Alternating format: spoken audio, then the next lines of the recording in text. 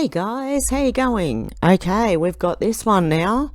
We have a legend J6er who was sentenced to 3 years in prison steals the show during Fauci hearings. His reaction to Fauci's alleged threat discussion will have you rolling, and it's quite funny. He's pulling faces behind Fauci as Fauci talks about... Oh my goodness. God love him, good on him. Brandon Fellows decided to channel his inner comedian by trolling Dr. Anthony Fauci and the committee's cameras. A J6er stole the show during Dr. Anthony Fauci's House Select Subcommittee hearing on Monday. Fauci, the former director of the National Institute of Allergy and Infectious Diseases, NIAID, was testifying about the origins of COVID lockdown measures and misleading medical advice.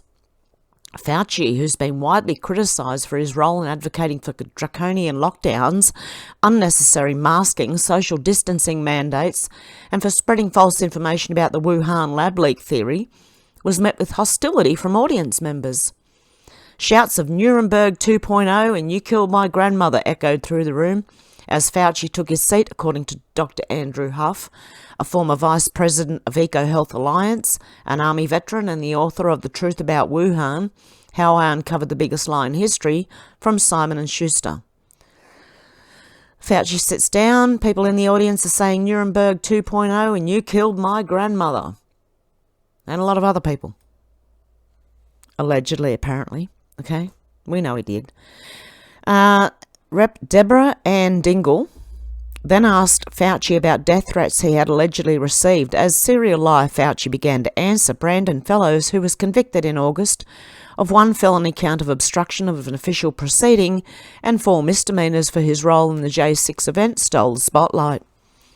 Positioned behind Fauci and within clear view of the camera, Fellows made faces that quickly became an internet sensation. And it's funny. Are you ready for it? Okay, let's watch it. Okay, I have to do it again. Let's make that big and let's So, Dr. Fauci, can you please share with us the nature of the threats you have received since the start of the COVID-19 pandemic? Yes, there have been everything from harassments by emails, texts, letters, of myself, my wife, my 3 daughters. There have been credible death threats leading to the arrests of 2 individuals, and credible death threats mean someone who clearly was on their way to kill me. And it's required my having protective services essentially all the time. It is very troublesome to me. It is much more troublesome because they've involved my wife and my 3 daughters. At these moments, how do you feel? How do you feel? What does feel have to do with anything? How do you feel? Is this being asked in Congress? Is this for real? Keep your mic on. Terrible. Do you continue to receive threats today? Yes, I do. Every time someone gets up and says I'm responsible for the death of people throughout the world, the death threats go up. Well, what did you expect on what you're doing? I mean, I don't know. I mean, they've got to understand that if they're going to go out there and try and hurt people, that people are going to, have a problem with that. I'm not saying that anyone should, I'm not condoning violence or threatening anyone. That's not the way to do it. But as this show plays out, seriously, as this all plays out, I think we're winding up to get near the end now, and things are going to start coming together. You're going to see things happening. The video quickly went viral, with many internet users applauding 29-year-old Fellows for his audacious trolling of Fauci during the hearing. One user wrote, "I have no idea who this guy behind Fauci is, but he definitely deserves a beer." Another wrote, "He thought he was at the Hunter Biden crack hearing." A third added, "I owe this guy a beer and a handshake." Another speculated, "Let's see how quickly one of the squad tries to present legislation on face making." After mocking Fauci, J6 political prisoner Brandon Fellows told Fauci that he belonged in prison and was subsequently escorted out of the congressional hearing. Wow. Let's have a look.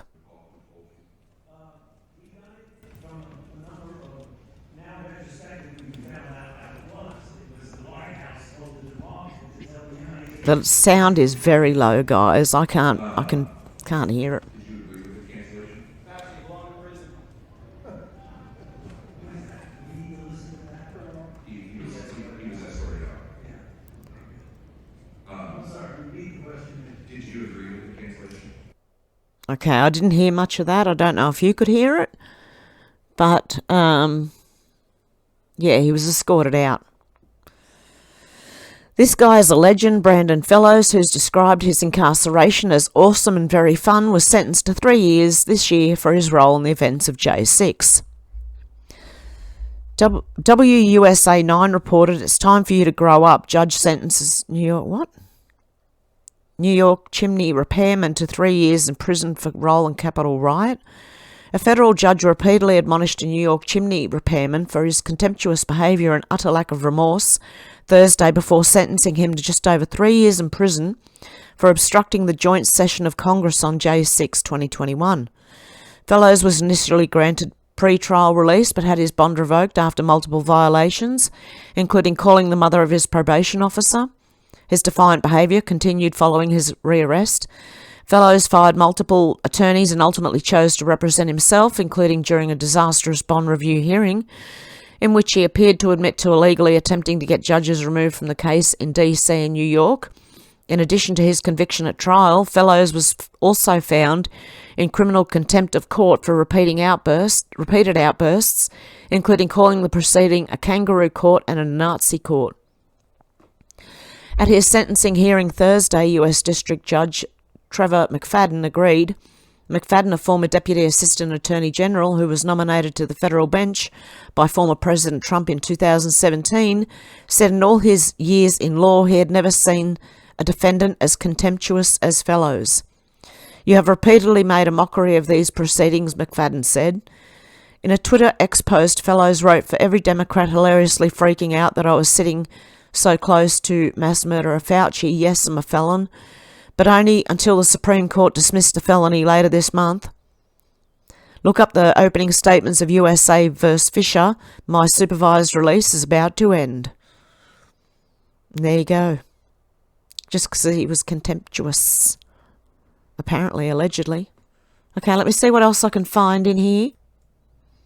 Okay, we've got another one on Fauci, the doggy killer. Because that's what he did. He experimented on dogs. Yeah. Really badly, stuck their heads into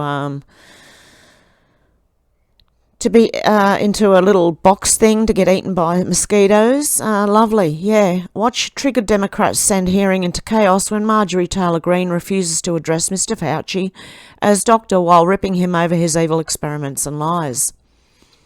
As the Gateway pundit's Jordan Conradson reported, the House Select Subcommittee on the Coronavirus Pandemic heard testimony at 10 a.m. Eastern Time in the Rayburn House Office Building from Dr. Anthony Fauci, the former director of the National Institute of Allergy and Infectious Diseases and face of sinister COVID-era lockdowns and fraudulent medical guidance. Upon arrival at the Capitol, Fauci received some much-deserved heckling from conservative journalist, lawyer and activist Ivan Raiklin, who unloaded on him with questions on his sick record of lies as he strolled away. Fauci heckled entering US Capitol, "Are you sad you're in number 3 spot and murdering people behind Stalin and Hitler? How many people do you think you murdered?" Things got worse for Fauci following lackluster grilling by GOPers and slobbering statements from Democrats, as we just saw. How do you feel? How does that make you feel? Stuff his feelings.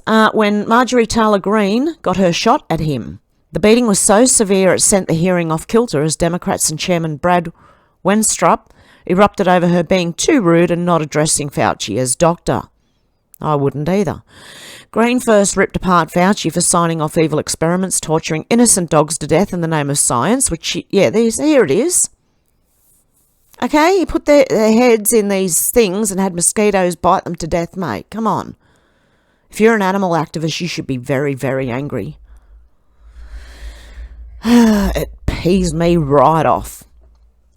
Let alone hurting human beings as well. Green said, as a director of the NIH, you signed off on these so-called scientific experiments, and as a dog lover, I want to tell you this is disgusting and evil. And these experiments that happened to beagles were paid for by the American taxpayer. And I want you to know, Americans don't pay their taxes for animals to be tortured like this. So the type of science that you are representing, Mr. Fauci, is abhorrent and it needs to stop. She continued to rip apart Fauci on his malevolent lies, this time on the NIH making a killing from Big Pharma and his hypocrisy on mandates. She even held up a photo of him not wearing a mask during the pandemic and demanded he go to prison. Colin Rugg posted just in, Marjorie Taylor Greene calls for the imprisonment of Mr. Fauci to his face as she cites a new report where NIH scientists made over $700 million on COVID royalties. NIH scientists made $710 million in royalties from drug makers, a fact that's been hidden. Oh, hang on. What's it doing? It's opening the post. Okay, is it right for scientists and doctors getting paid by the American people, government taxpayer paychecks, to get patents where they're paid millions and hundreds of millions of dollars in royalty fees? Do you think that's appropriate? Do the American people deserve to be abused like that, Mr. Fauci? Because you're not a doctor, you're Mr. Fauci. That man does not deserve to have a license. As a matter of fact, it should be revoked, and he belongs in prison. Green said, you also told people they had to distance by 6 feet, they needed to wear masks. Let's also talk about the science that you like to represent. Reads New York Post headline, NIH scientists made $710 million in royalties from drug makers. Stop reading that, the fact that's been hidden. Why does it say stop reading? It is right for scientists and doctors getting paid by the American people, government taxpayers. Is it right, sorry? Of scientists and doctors getting paid by the American people, government taxpayer paychecks to get patents where they're paid millions and hundreds of millions of dollars in royalty fees, especially when the NIH and these government agencies are recommending medical suggestions and advice and making up guidelines like 6-foot mandates and masking children? Do you think that's appropriate? Do the American people deserve to be abused like that, Mr. Fauci? Because you're not a doctor, you're Mr. Fauci. No, I don't need your answer. I want to talk about this right here. Holds up the infamous photo of Fauci talking to friends at a Washington Nationals game without his mask on. Raskin said, Mr. Chairman, objection. Mr. Chairman, objection. Wenstrup said, gentle lady will suspend. Raskin said, under the rules of decorum, are we allowed to deny that a doctor is not a doctor just because we don't want him to be one? Green said, yes, because that man does not deserve to have a license. As a matter of fact, it should be revoked and he belongs in prison. This moment sent the hearing into total chaos. Democrats continued to melt down over Green's lack of decorum before Wenstrup has sided with them and finally forced Green to back off. Unnamed Democrat, is this what we've become? Is this what we've devolved into? No decorum? That's completely unacceptable to be able to deny Dr. Fauci, who's here, a respected member of the medical community, his title. No, he doesn't deserve it, he continued. He continued, and I said he doesn't deserve it. And that's actually a personal attack on his character. Wenstrup said, and I've instructed her to address him as a doctor. Green said, I'm not addressing him as a doctor. Another Democrat said we should have to take her words down. Oh, words don't come easy to me. Anyway, apparently they hate words. Words really hurt them. Green said, Mr. Chairman, I'd like to make a point of order because they accused us of worshipping President Trump. We don't worship President Trump. Wenstrup said, gentle lady will suspend. The rule on taking down words does not apply to a witness. Again, I'm not condoning the words.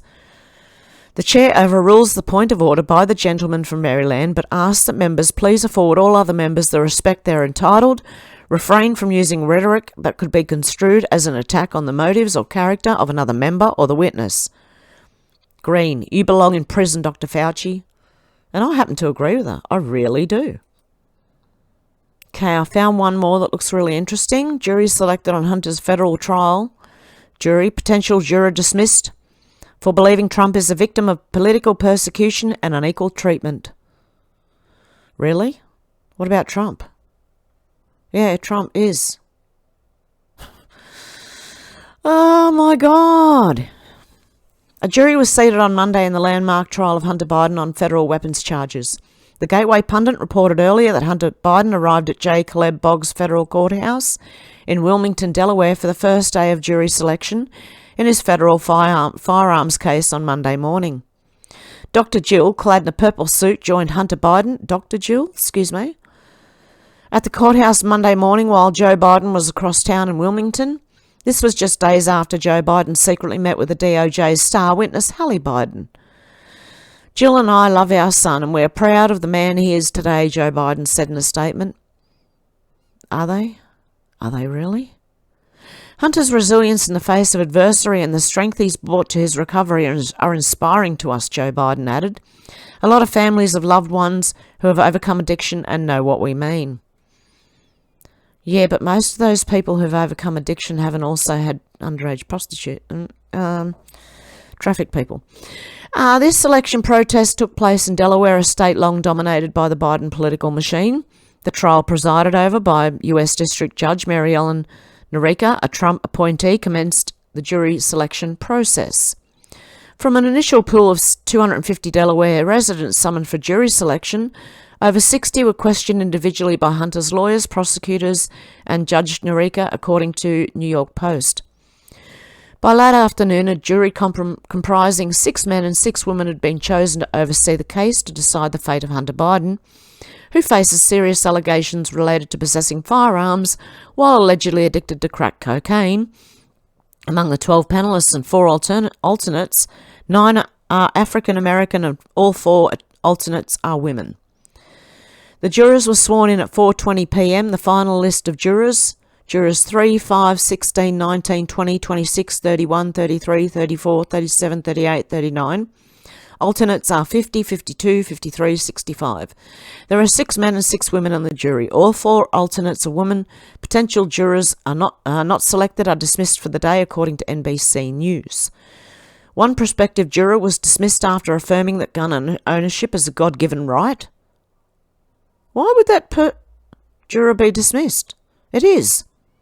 While another was excluded for believing the Justice Department is overly politicised, which it is, a woman who expressed her belief that people shouldn't be allowed to buy guns and kill children in school was also dismissed.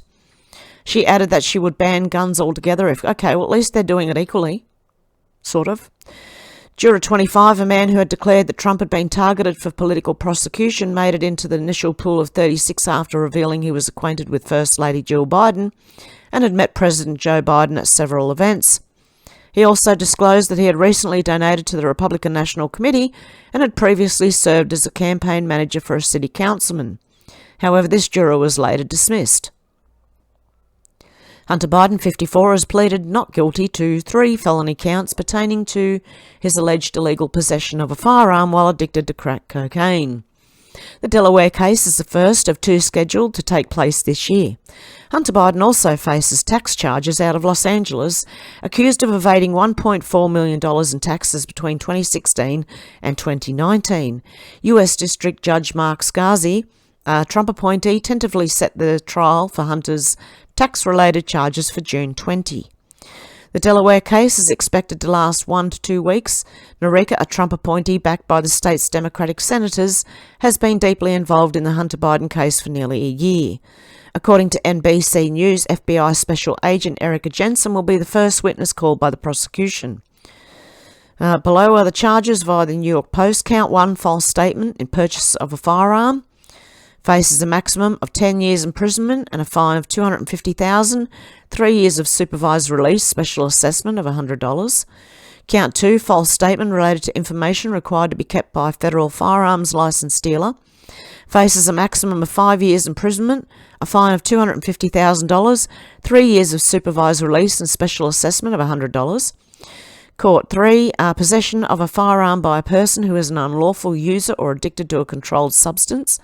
Faces a maximum of 10 years imprisonment, a fine of $250,000, 3 years of supervised release, a special assessment of $100, which is pretty much like nearly, that one's 5 years. Okay, so there you go. So, a lot of the jury, some of the jury, one person, was a lefty who was going to ban all the guns, right? Another juror that gun ownership said gun ownership was a God-given right. The woman who wanted to ban them. A man that declared Trump had been targeted for political prosecution. You also had the